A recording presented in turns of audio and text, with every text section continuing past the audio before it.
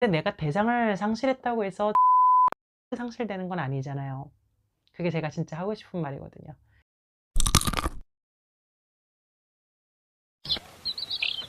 안녕하세요. 오따입니다.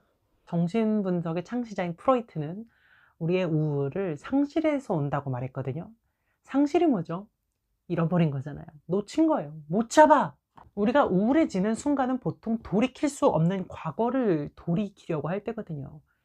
이미 지난 걸 어떻게 해. 근데도 내 마음은 계속 그 과거에 머물러서 그 상실에 대해서 슬퍼하고 있는 게 우울이에요. 현재 현실에서 이루지 못할 것들인데도 그게 포기가 안 되고 계속 미련을 갖게 되면서 집착과 집념으로 이어지고, 그게 막 내 몸과 내 마음 완전히 다 무너뜨리는 그런 지경에 이를 만큼 증상이 심해지기도 합니다. 우리가 살면서 상실은 뭐 누구나 얼마든지 경험할 수 있는 거잖아요.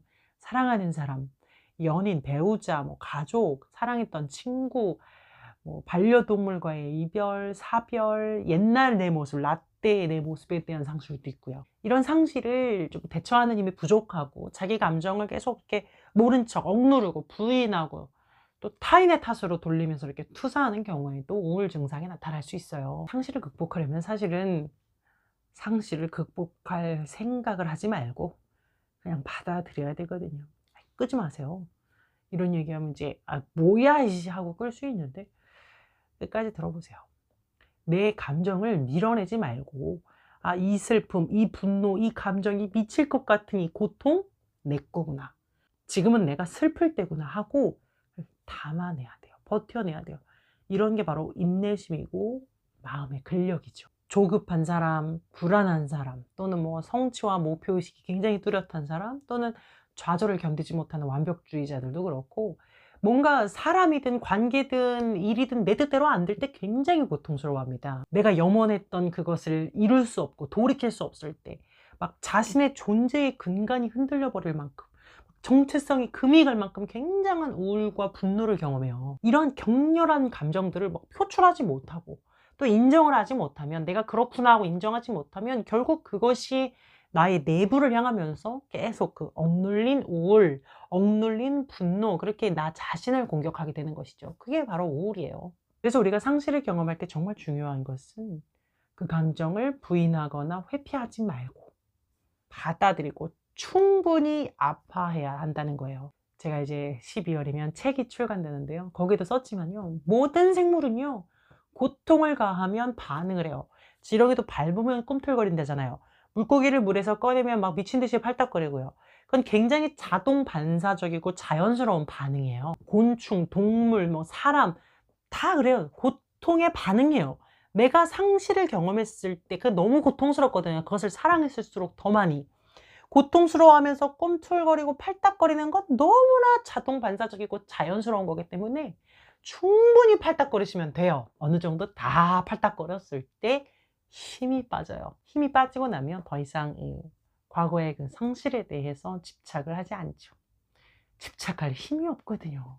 이 자신에게 처해진 현실과 그 운명을 그냥 내 거구나 하고 받아들이게 됩니다. 우리가 그걸 받아들일 수 있으면 견딜 수 없는 고통에서 견딜 만한 고통으로 바뀌는 거예요. 이걸 치료라고 하거든요. 그때까지 그냥 계속 팔딱거리는 거예요. 애도한다고 하죠. 내가 상실한 것을 보내줄 때에는요, 충분히 아파해야 그만큼 건강하고 확실하게 미련 없이 그 대상을 보내줄 수 있어요. 나는 다시 그 대상을 붙잡고 싶은데 그게 안 되기 때문에 굉장히 고통스러운 거잖아요. 그 시간이 지옥처럼 느껴지고 죽음까지 생각할 만큼 힘든 거잖아요. 그런데 그 고통을 충분히 느끼고 아파하고 촘촘하게 추억하고 질질 짜고 욕하고 울고 막 심장 쪼여오게 아프고 막 숨도 못 쉬겠고 가슴에 멍들 때까지 주먹으로 쥐고 막 이거 다 하셔야 돼요. 그거 다 해야 끝나요. 원래 애도의 과정은 질환이거든요. 상사병은 질환병이에요.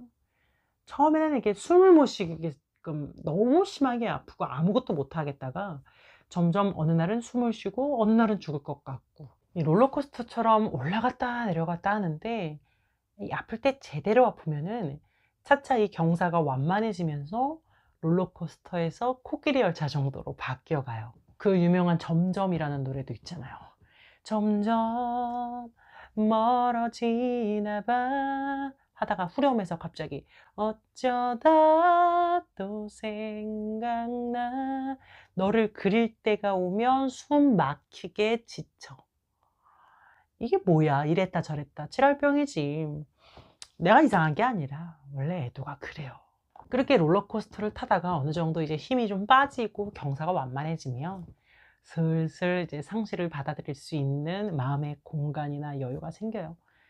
대상은 떠났어요. 그 사실은 변함이 없어요. 대상을 잃었지. 붙잡을 거 없어요. 돌이킬 수도 없어요. 그런데 내가 대상을 상실했다고 해서 진심으로 사랑했던 그 마음까지 상실되는 건 아니잖아요. 그게 제가 진짜 하고 싶은 말이거든요. 인간으로 태어나서 가장 신비롭고 강력한 힘을 가진 이 사랑의 감정이 어떤 것인지를 내가 너로 인해 경험했다는 그 자체로 충분한 의미가 있다고 생각해요. 그거면 된 거죠. 그러면 반만 상실한 게 되는 거예요.